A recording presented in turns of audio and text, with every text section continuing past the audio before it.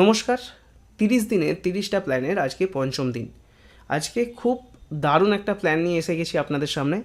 দারুণ প্ল্যান এই কারণেই, ছোট জায়গায় অর্থাৎ 964 স্কোয়ার ফিট জায়গা, মাপ আছে প্রায় 30x32 বা 29 ফুট 8 ইঞ্চি বাই 32 ফুট 6 ইঞ্চি মাপ।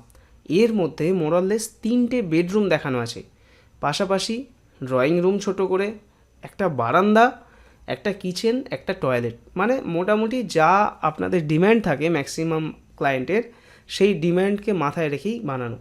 পাশাপাশি এর কোথায় কি কলম আছে সেগুলো নিয়েও আলোচনা করব, এবং সব শেষে এর একটা লামসাম বা একটা রাফ এস্টিমেট আপনাদেরকে দেব। তো চলুন শুরু করা যাক। প্রথমে দেখুন 3Dতে কীরকম লাগছে।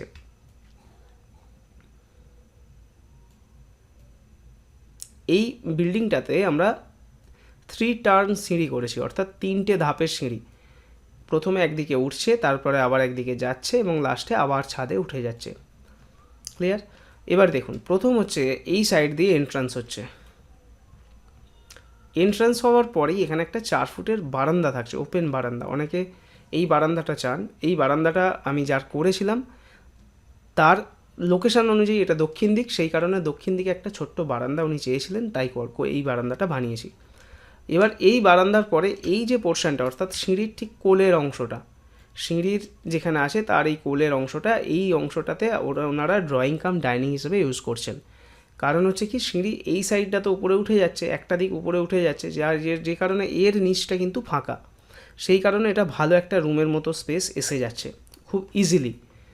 এরপরে ঠিক এই সাইডটায়, অর্থাৎ সাউথ ইস্ট কর্নারটায়, এখানে একটা বেডরুম ইউজ করেছেন ওনারা, বা শোবার ঘর রেখেছেন। এখানে বয়স্ক একজন আছেন, সেই বয়স্ক মানুষের জন্যই এই ঘরটা।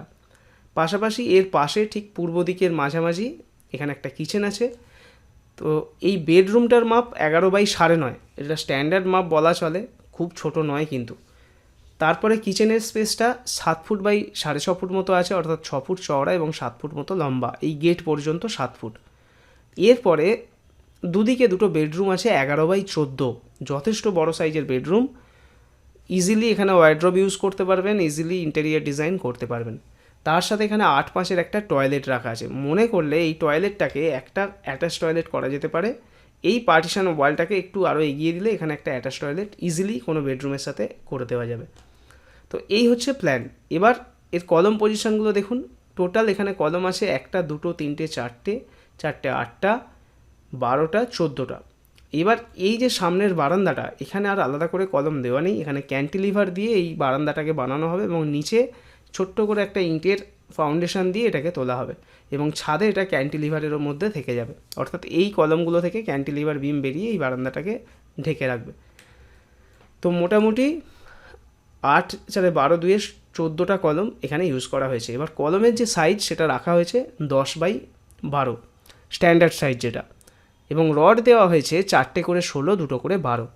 এটা হচ্ছে একদম স্ট্যান্ডার্ড সাইজ। এবার আপনি যদি মনে করেন যে আপনার 4 তোলা হবে, 3 তোলা হবে, বা কোনো মোরাললেস প্ল্যানটা মডিফিকেশান দরকার, একটু অ্যাডজাস্ট করলে আপনার নিজের বাড়ির প্ল্যান হয়ে যাবে, তাহলে আপনি আমাদের সাথে যোগাযোগ করতে পারেন। আমাদের হোয়াটসঅ্যাপ নাম্বার নিচে দেওয়া আছে, সেখানে আপনি ডাইরেক্ট আমাদেরকে মেসেজ করুন যে আপনার প্ল্যান লাগবে। তারপরে আমরা সময় মতো আপনার সাথে কথা বলে নেব, আপনার থেকে জেনে নেব, এবং আপনাকে আরও ডিটেলসে কী প্রসেস আমাদের, সেগুলো আমরা আপনাকে জানিয়ে দেব। তো যাই হোক, এটা হলো মোটামুটি প্ল্যান। এবার চলুন সরাসরি দেখি এর একটা রাফ এস্টিমেট কি আসতে পারে। তো দেখুন, মোটামুটি 950 থেকে 1000 স্কোয়ার ফিটের মধ্যে আপনার বিল্ডিংটা থাকছে। তাতে সিমেন্ট লাগছে 438 বস্তা মতো। প্রথমেই বলি, এর আগেও বলেছি আগের ভিডিওতেও, যে এই এস্টিমেটটা একটা লামসাম এস্টিমেট। আপনার এলাকা অনুযায়ী, আপনার লোকেশন অনুযায়ী কিন্তু এর রেট আলাদা হতে পারে। আপনি কোন সময় বাড়ি করছেন সেই অনুযায়ী কিন্তু রেট চেঞ্জ হতে পারে। কারণ আপনি ধরুন দেখা গেল বর্ষার সময় বাড়ি করছেন, সেই সময় রেট আলাদা। যেমন কিছুদিন আগে সব বাংলার আবাস যোজনা টাকা ঢোকানোর জন্য অনেক রেট বেড়ে গিয়েছিল জিনিসপত্রের। তো যাই হোক, সেই কারণে রেটটা কিন্তু আমি আপনাদেরকে একটা আনুমানিক দিয়েছি। আপনার লোকাল এরিয়া অনুযায়ী রেট কিন্তু কমা বাড়া হতেই পারে। সেই কারণে ভিডিওটা না দেখে শুধু শুধু কমেন্ট করবেন না। আপনি এই টোটাল মেটেরিয়ালগুলো কি কোয়ান্টিটিটাকে ধরতে পারেন, এই কোয়ান্টিটি মোরাললেস একই থাকবে, কিন্তু রেট আলাদা হবে। তো যাই হোক, এখানে সিমেন্ট লাগছে 438 বস্তা, যার আনুমানিক রেট দেখানো আছে 420 টাকা। সেই হিসেবে টোটাল হচ্ছে কত, 1,83,960 টাকা বা 1,84,000 টাকা টোটাল সিমেন্টের খরচ। রডের খরচ, রড লাগছে হচ্ছে 3.5 টন, 3.5 টন মানে 3,500 কিলো, 1,000 কিলোতে 1 টন হয়। তো এই রডের মধ্যে থাকছে 16, 12, 10, 8 সমস্ত কিছু ডায়ার। টোটাল খরচ আসছে 70 টাকা পার টন ধরে 2,45,000 টাকা। এরপরে হচ্ছে বালি, বালি লাগছে 1,270 টাকা। সিএফটি টোটাল বালি টোটাল 1,270 সিএফটি লাগছে, যার রেট 60 টাকা করে পার সিএফটি ধরলে 76,200 টাকা টোটাল বালি লাগছে। এবং স্টোন চিপ বা পাথর লাগছে 1100 সিএফটি মতো, যার আনুমানিক রেট 100 টাকা ধরলে 1,10,000 টাকা শুধু স্টোন চিপে যাচ্ছে।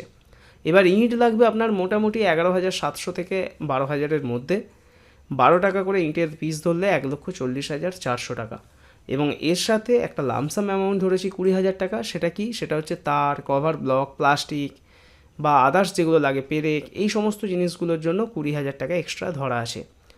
তো মোট মেটেরিয়াল খরচ 7,75,560 টাকা। এই যে খরচটা, এটা কিন্তু মেটেরিয়াল বৌনির খরচ ধরে, অর্থাৎ মেটেরিয়ালটা যে আপনার কোনো গাড়ি করে নিয়ে আসবে আপনার সাইটে বিল্ডার্সের কাছ থেকে, সেই রেটটাও কিন্তু এর মধ্যে ইনক্লুডেড করা আছে। তো মিস্ত্রির রেট মোটামুটি 270 টাকা চারিদিকে চলছে, অর্থাৎ আপনার মোটামুটি ধরুন হাওড়া, হুগলি, মেদিনীপুর, বর্ধমান, 24 পরগনা, নদিয়া, এই সমস্ত জায়গায় মোরলেস 270 টাকা স্কোয়ার ফিটে মিস্ত্রির খরচ চলছে। এবার অনেক জায়গায় এটা 300 হতে পারে, অনেক জায়গায় আবার এটা 250 টাকাও হতে পারে। তাই রেটটা আমি বলবো আপনার লোকাল এরিয়ার মিস্ত্রির রেট নিয়ে তবেই ক্যালকুলেশন করুন। এখানে 270 টাকা অ্যাভারেজ দেখানো আছে। 964 স্কোয়ার ফিটে 270 টাকা করে ধরলে 2,60,280 টাকা। এই যে খরচটা, এটা কিন্তু শাটারিং, রড বাঁধা, প্লাস্টার সমস্ত কিছু ধরে, কিন্তু সিঁড়ির ডেরারও যেতে ধরা নেই, সিঁড়ির উপরের সিঁড়ির ঘর ধরা নেই, প্যারাপেট ওয়াল কিন্তু এতে ধরা নেই, আদার্স কোনো ডিজাইন কিন্তু ধরা নেই। সিম্পল বিম, কলম, ছাদ, সিঁড়ি এবং দেওয়াল আর প্লাস্টার নিয়ে এই খরচের হিসাবটা দেওয়া আছে। তাহলে মোট মালপত্র আপনার লাগছে 7,75,560 টাকা এবং লেবার লাগছে 2,60,280 টাকা। সর্বমোট আনুমানিক খরচ হচ্ছে 10,35,840 টাকা। অন অ্যান অ্যাভারেজ যদি পার স্কোয়ার ফিট হিসেব করা হয় 1,100 টাকা পার স্কোয়ার ফিট প্রায় আসছে। তো এটা হচ্ছে একটা রাফ এস্টিমেট। এই রকম ডিটেলস এস্টিমেট পাওয়ার জন্য, অর্থাৎ আপনার কলমে কত কি লাগছে, কত কি রড কাটতে হবে, আপনার বিমে কত কি রড কাটতে হবে, বিমের সাইজ কি, বিমে কত কি মেটেরিয়াল লাগছে, ইঁটের দেওয়ালে ইঁটের কত কি মাল মেটেরিয়াল লাগছে, আপনার ছাদে কী কী মেটেরিয়াল লাগছে, এই ধরনের ডিটেলস এস্টিমেট পাওয়ার জন্য নিচে হোয়াটসঅ্যাপ নাম্বার দেওয়া আছে, সেখানে আপনারা যোগাযোগ করতে পারেন। খুব কম চার্জে আমরা এই এস্টিমেট বানিয়ে দিই। পাশাপাশি কীভাবে এই এস্টিমেট বানানো হয় তার ভিডিও লিঙ্কও নিচে ডেসক্রিপশানে দেওয়া আছে, আপনারা গিয়ে সেই ভিডিওটাও একবার দেখে আসতে পারেন যে আমরা কীভাবে ডিটেল এস্টিমেট বানাই। আশা করছি প্ল্যানটা আপনাদের ভালো লেগেছে। যদি এই ধরনের প্ল্যান আরও চান অবশ্যই কমেন্টে লিখুন এবং আমি আগামী 30 দিনের 30টা প্ল্যানের সিরিজ আপনাদের কাছে আনবো। আপনাদের কথা দিয়েছি, সেই মতো আজকে 5ম দিন হয়ে গেল, আগামীকাল 6ষ্ঠ দিনে আপনাদের সাথে আবার দেখা হচ্ছে। থ্যাংক ইউ, ভালো থাকবেন।